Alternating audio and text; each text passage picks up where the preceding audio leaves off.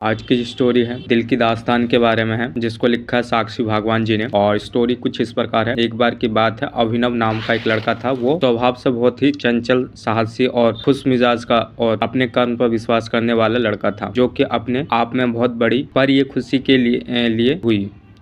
हुआ कुछ यूं था कि एक दिन वह अपने मित्रों के साथ बैठकर बातें कर रहा था। बातों बातों में उसके एक मित्र ने उससे कहा, अभिनव, सुना है तुम बहुत साहसी हो। इस पर अभिनव ने इतरा के कहा, हाँ तो तुम भी बन जाओ, तुमको किसने रोका है। उसके ये कहते ही सब हंसने लग गए। उसके मित्र ने कहा, ठीक है, मान लिया कि तुम साहसी हो, पर तुम्हें ये साबित करना होगा, और ये साबित करने के लिए तुम्हें एक गाँव में अकेले रात गुजारनी होगी, और शर्त यह है कि हम में से कोई भी तुम्हारे साथ नहीं जाएगा। अगली सुबह तुम्हें खुद आना है।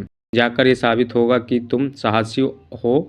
तुम सबके सामने से ये स्वीकार करोगे कि तुम एक कायर हो। यह सुनकर अभिनव हंसने लगा और बोला। ये सुनकर उसके मित्र ने कहा, ये इतना भी आसान नहीं है। वह एक भूतिया गांव है। आज तक कोई भी व्यक्ति नहीं लौटा, कहते हैं वहाँ एक डायन का साया है। ये सुनते ही अभिनव करते हुए बोला, हाँ मैं तो डर गया।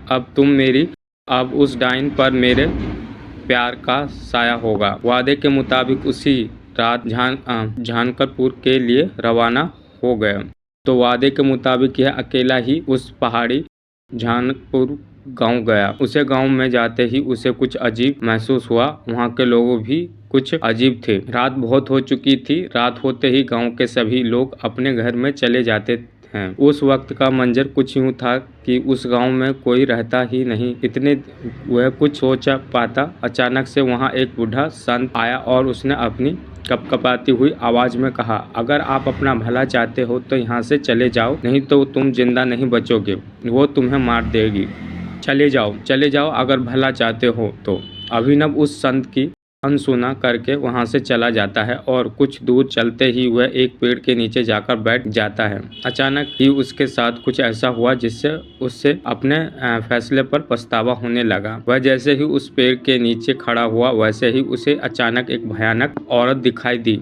जैसे ही उसने उस औरत को देखा तो उसे उस संत की बातें याद आने लगी। हद तो तब हुई जब उसे पायल की झनकार सुनाई दी, पर अचंभे की बात ये थी कि वहाँ कोई औरत नहीं थी। फिर भी उसने कहा, वहाँ से भागने की सोचा।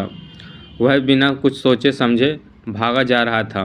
उस भागते भागते आधा घंटा बीत चुका था कि उससे ये एहसास हुआ कि वह आगे बढ़ा ही नहीं, वह अभी भी वहीं खड़ा है। यह मंजर उसके लिए किसी मौत से कम नहीं था।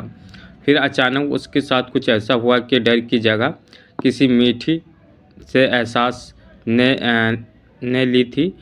उसके सामने अचानक एक बेहद खूबसूरत लड़की आई, जिसको देखते ही वह देखता रह गया। उसका डर किसी ने मीठे एहसास में बदल दिया था।